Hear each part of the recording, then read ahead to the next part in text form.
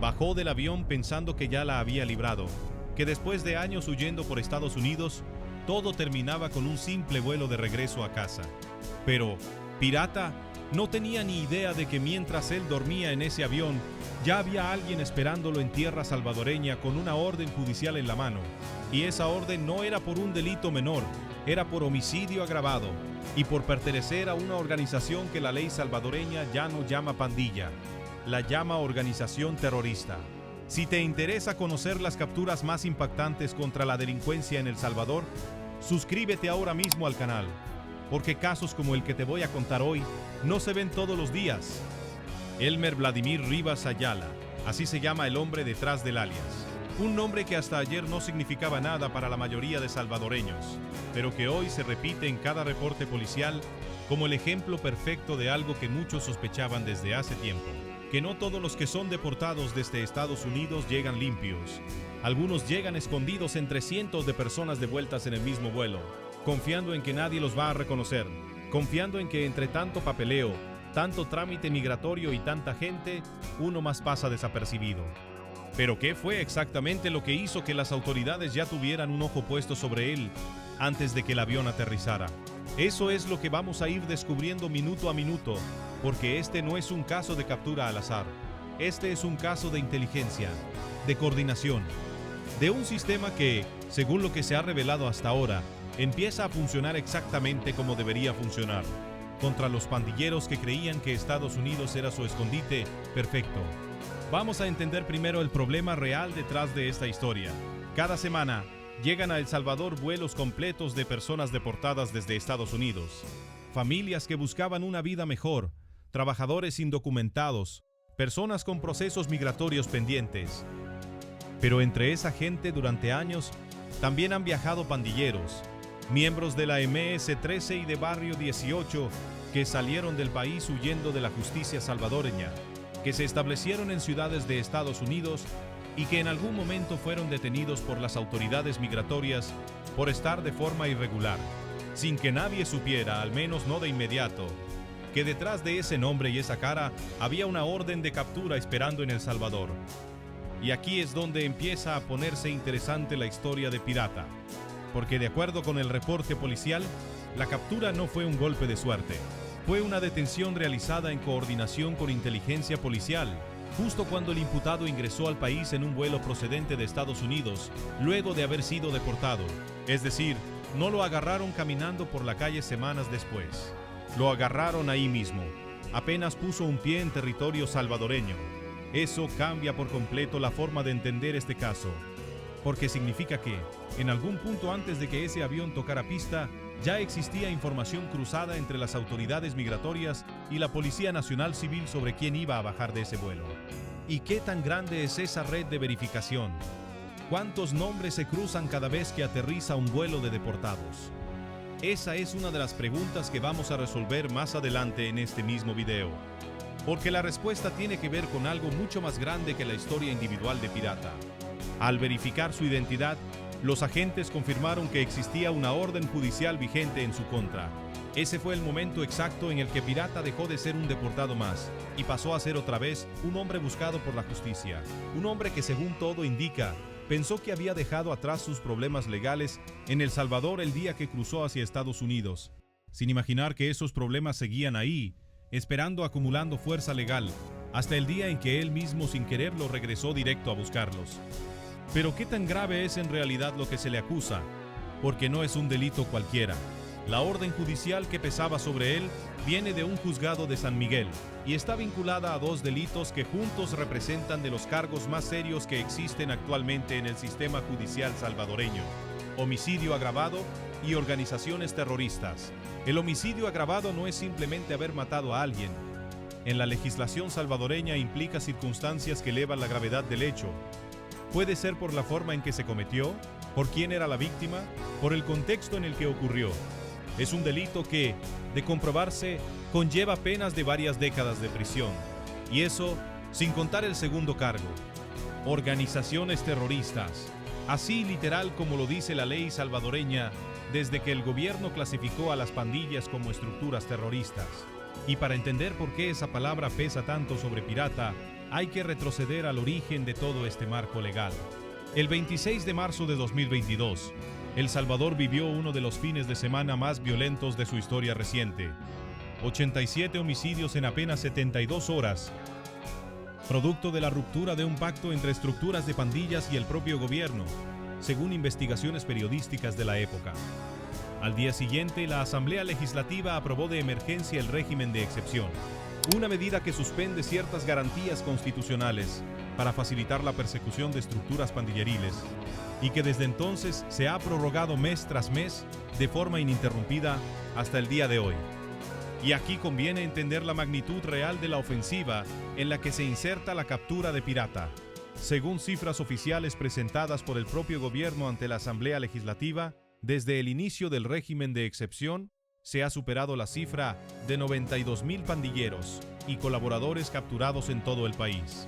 Para sostener esa cantidad de reos clasificados como parte de estructuras terroristas, el Estado salvadoreño construyó desde enero de 2023 una megacárcel diseñada específicamente para este tipo de perfil, el Centro de Confinamiento del Terrorismo, más conocido por sus siglas, CECOT. Es dentro de ese mismo marco legal el que trata a las pandillas como organizaciones terroristas y no como simples estructuras delictivas donde ahora se procesa el caso de Rivas Ayala. Esto no es un simple tecnicismo legal. Significa que a Pirata no se le juzga solamente como un hombre que presuntamente participó en un homicidio. Se le juzga como parte de una organización que el Estado salvadoreño considera por ley una amenaza equivalente al terrorismo. Y las penas para ese tipo de pertenencia, combinadas con el resto de cargos, pueden sumar sentencias que superan con facilidad el resto de la vida de cualquier persona. La PNC fue clara al respecto. Además de responder por homicidio agravado y organizaciones terroristas, Rivas Ayala también será remitido por el delito de pertenencia a organización terrorista conocida como pandilla, para que continúe el proceso correspondiente ante las autoridades judiciales. Es decir, no es un solo cargo, es un paquete completo de acusaciones que lo colocan desde el primer día en el peor escenario posible dentro del sistema de justicia salvadoreño actual. Ahora bien, ¿por qué alguien que sabe que tiene ese tipo de acusaciones pendientes decide arriesgarse a volver? ¿O es que en realidad no tenía opción?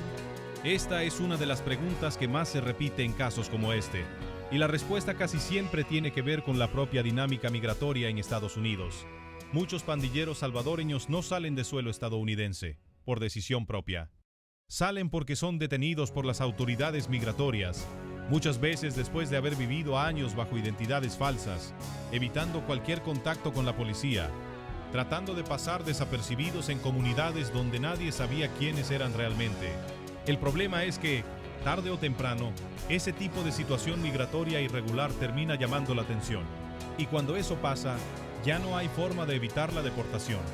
Y aquí es donde el caso de Pirata se conecta con algo mucho más grande que su historia personal, porque este no es el primer pandillero salvadoreño que termina siendo detenido apenas pisa suelo nacional, tras ser deportado.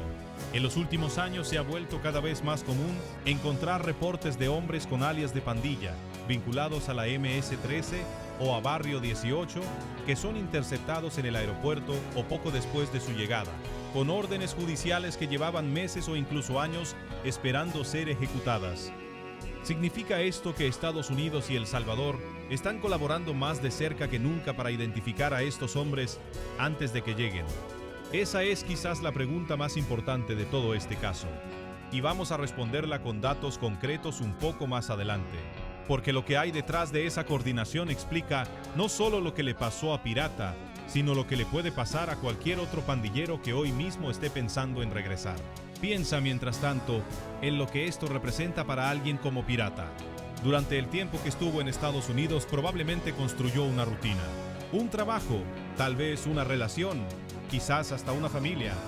Una vida que en apariencia no tenía nada que ver con su pasado como homeboy de la MS-13 en El Salvador, pero ese pasado nunca desapareció.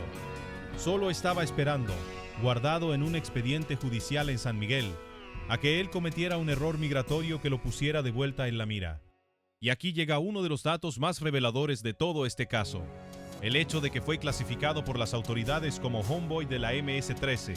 Dentro de la estructura interna de las pandillas, Ese término no es cualquier cosa. Un homoboy es un miembro de base, alguien ya iniciado plenamente dentro de la clica, con responsabilidades activas dentro de la organización, aunque no necesariamente en un puesto de liderazgo. No es un colaborador ocasional ni un simpatizante. Es un miembro reconocido, con historial dentro de la estructura criminal. Y eso explica por qué las autoridades ya tenían un expediente lo suficientemente sólido como para sostener una orden judicial vigente en su contra.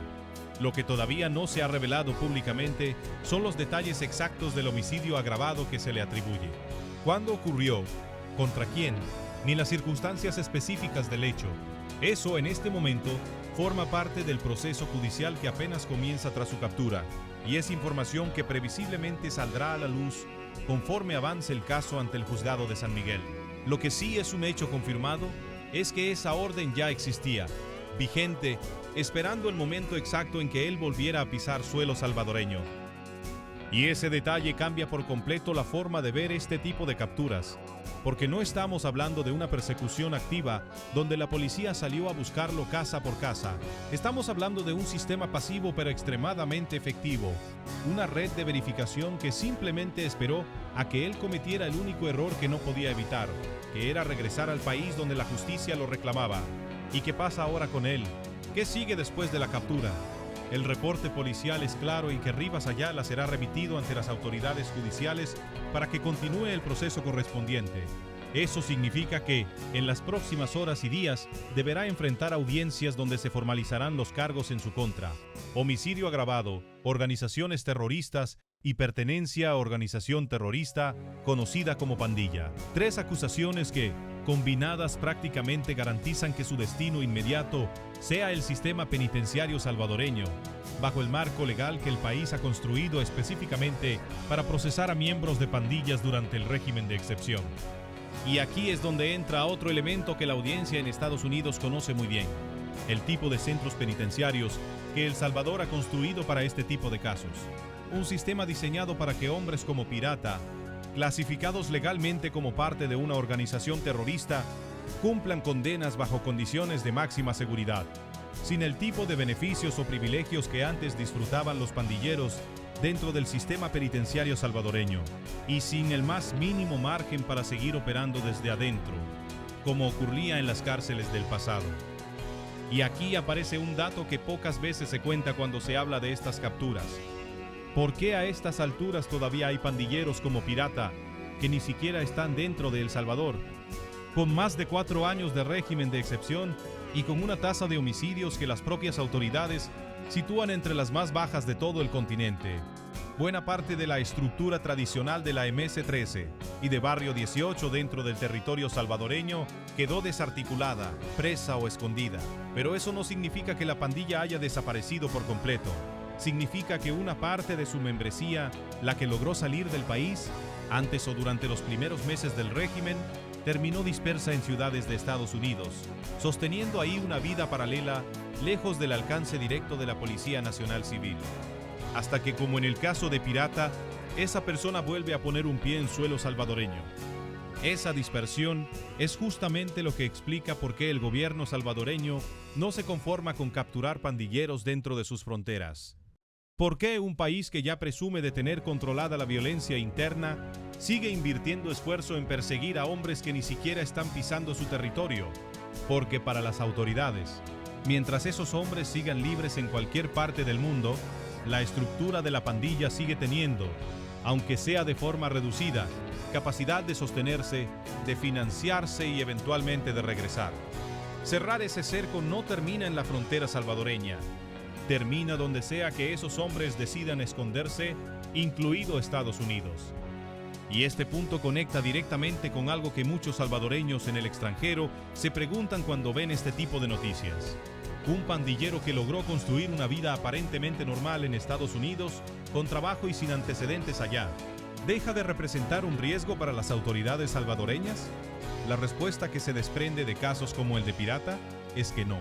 Para el sistema judicial de El Salvador, la pertenencia a una estructura clasificada como organización terrorista no se diluye con el tiempo, ni con la distancia, ni con una vida aparentemente reformada al otro lado de la frontera. El expediente sigue abierto, la orden sigue vigente y el reloj legal a diferencia del reloj de la vida cotidiana de la persona, nunca deja de correr. Y esto nos lleva de vuelta al punto exacto donde arrancó esta historia, al momento en que Pirata bajó de ese avión sin sospechar nada. Porque todo lo que hemos repasado hasta aquí, el régimen de excepción, las más de 92,000 capturas, el SECOT, la clasificación legal de las pandillas como organizaciones terroristas, no es contexto de relleno, es exactamente la maquinaria legal e institucional que estaba esperando a Pirata del otro lado de la puerta del avión, aunque él no tuviera forma de saberlo. Ahora sí llegamos al dato que responde de fondo a la pregunta que dejamos abierta hace unos minutos. ¿De verdad existe una coordinación oficial entre Estados Unidos, México y El Salvador para identificar, devolver y capturar a pandilleros como Pirata antes de que puedan volver a esconderse? La respuesta, según lo que el propio gobierno salvadoreño ha reconocido ante la Asamblea Legislativa al justificar las sucesivas prórrogas del régimen de excepción, es sí. Las autoridades han señalado públicamente que las pandillas mantienen un carácter transnacional y que por esa razón se han realizado coordinaciones directas con instituciones de Estados Unidos y de México para la identificación, el retorno y la captura de personas vinculadas a estas estructuras. El propio gobierno ha reconocido también que se han detectado casos de personas que han intentado salir del país precisamente para evadir controles y procesos judiciales relacionados con investigaciones de seguridad. Esto significa algo enorme para entender el caso de Pirata. No fue un golpe de suerte aislado, ni una casualidad de un agente especialmente atento en el aeropuerto. Fue la aplicación concreta de una política de Estado que el propio gobierno ha admitido abiertamente que existe. Un engranaje binacional y en algunos casos trinacional, que ya no espera a que el pandillero decida entregarse o cometa un nuevo delito en territorio salvadoreño para actuar. Lo intercepta en el momento exacto en que regresa, aunque regrese obligado, aunque regrese deportado, aunque regrese sin decir una sola palabra sobre quién es en realidad. Pero más allá del destino individual de Pirata, este caso deja una pregunta mucho más incómoda flotando en el aire. ¿Cuántos más como él siguen viviendo tranquilamente en Estados Unidos sin que nadie sepa todavía que en El Salvador ya existe una orden judicial esperándolos? Porque si este mecanismo de verificación funcionó una vez, funcionó de forma efectiva y funcionó rápido, es razonable pensar que no es la primera vez ni será la última. Cada vuelo de deportación que aterriza en suelo salvadoreño se convierte en cierto modo en una oportunidad para que la justicia alcance a alguien que llevaba años pensando que se había escapado. Esa es, en el fondo, la revelación más importante de toda esta historia. No es solamente la captura de un hombre, es la confirmación oficial de que el sistema de coordinación entre las autoridades migratorias, la Policía Nacional Civil y agencias extranjeras está identificando pandilleros antes de que puedan desaparecer entre la multitud de deportados. La prueba de que ya no basta con cruzar la frontera de regreso para sentirse a salvo. Y aquí conviene detenerse en algo que la audiencia rara vez ve explicado con claridad. ¿Qué hace el gobierno salvadoreño con casos como este una vez que se confirman? Capturas como la de Pirata no quedan archivadas en un simple parte policial interno. Se convierten de forma casi inmediata en parte del discurso público con el que las autoridades sostienen, mes tras mes, ante la Asamblea Legislativa, la necesidad de seguir prorrogando el régimen de excepción. Cada pandillero capturado al bajar de un vuelo de deportación se transforma en evidencia de que la política de mano dura y la coordinación internacional que la sostiene sigue dando resultados incluso contra los hombres que ya se creían a salvo fuera del país. Y esa es precisamente la reacción que este tipo de noticias suele generar en la calle, para buena parte de la población salvadoreña y especialmente para la diáspora en Estados Unidos. Casos como este no se sienten como una noticia policial más, sino como la confirmación de que ni la distancia ni el tiempo garantizan impunidad. Y para la comunidad salvadoreña que vive en Estados Unidos, este tipo de casos golpea de una forma muy particular. Muchos han visto de cerca en sus propias colonias, en sus propios vecindarios, a hombres que llevaban un pasado oscuro y que parecían haber empezado de cero al llegar a suelo estadounidense. Casos como el de Pirata confirman lo que muchos sospechaban en silencio, que ese pasado nunca desaparece del todo y que tarde o temprano, de una forma u otra, termina alcanzando a quien intentó dejarlo atrás sin pagar por él. Al mismo tiempo, Este caso reabre el debate sobre cómo deben manejarse las deportaciones de personas con antecedentes o vínculos de pandillas. ¿Debería existir un cruce de información previo antes de que estas personas siquiera aborden el avión hacia El Salvador? ¿O es precisamente ese elemento de sorpresa lo que permite que casos como este terminen en captura y no en fuga? Son preguntas que de momento no tienen una respuesta oficial cerrada, pero que este caso deja abiertas justo cuando el propio gobierno ya ha confirmado que ese tipo de coordinación internacional existe y sigue activa. Lo que sí queda absolutamente claro, con nombre, apellido y alias, es que Elmer Vladimir Rivas Ayala, alias Pirata, pensó que volvía a casa como un hombre libre, y en cambio volvió directo a un expediente judicial que llevaba tiempo esperándolo. Pensó que Estados Unidos lo había protegido al deportarlo sin mayores consecuencias, sin entender que, para las autoridades salvadoreñas, esa deportación no era el final de su historia. Era literalmente la entrega a domicilio del hombre que llevaban tiempo buscando. Y esa es quizás la parte más irónica de todo este caso. La misma deportación que debía representar su salida de los problemas legales en Estados Unidos, terminó siendo el mecanismo exacto que lo puso de nuevo frente a la justicia salvadoreña. No hubo persecución, no hubo semanas de investigación en las calles. Solo hizo falta que él regresara confiado, pensando que lo peor ya había pasado para que el sistema hiciera exactamente lo que estaba diseñado para hacer. Ahora su caso queda en manos del juzgado de San Miguel, donde deberá responder por cada uno de los cargos que pesan en su contra. Y mientras eso ocurre en algún otro punto de Estados Unidos, es muy probable que existan otros hombres con historias parecidas, con expedientes esperando en El Salvador, sin saber todavía que su próximo vuelo de deportación podría ser para ellos también el último tramo de un camino que empezaron a recorrer hace años, cuando decidieron que huir era más fácil que enfrentar la justicia. Si este caso te dejó pensando en cuántos más podrían estar escondidos ahí afuera, esperando el mismo destino, déjalo en los comentarios.